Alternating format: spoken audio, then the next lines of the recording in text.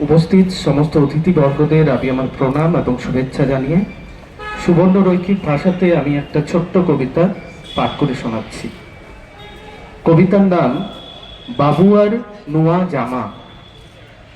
ছিঁড়া জামা আর মুই আর পরমুনি, বাবুয়া কদিন ধরিছে ও বাইনা।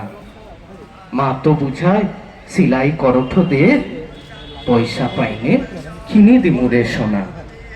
বাপটা যে তোর পড়িছে ভিন গায়ে, খাইতে কি যে নাই তো মরে যাওয়া। ভাবি ভাবি মোর করেঠে বথা, পয়সা পাইনে কিনি দিমুরে সোনা। দেখ তো ঘরে চাউ যে মুঠাই নাই, ফুরাইলা সব ভাত খাই তিন বেয়া।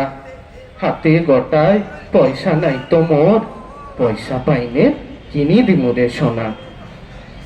রাগী বাবুয়া খাইলানি কিছু রাতি, ধারের আটায় মা করিছিলান চুকি। ধারে যে মা জামা আনেনি কেনে, ওটা তার রাগের কারণ বেশি।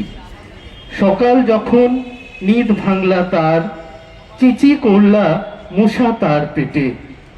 দেখে মা রহিছে বিছায়ে শুই, নড়েই নেবি সারা নাইছে টিকে।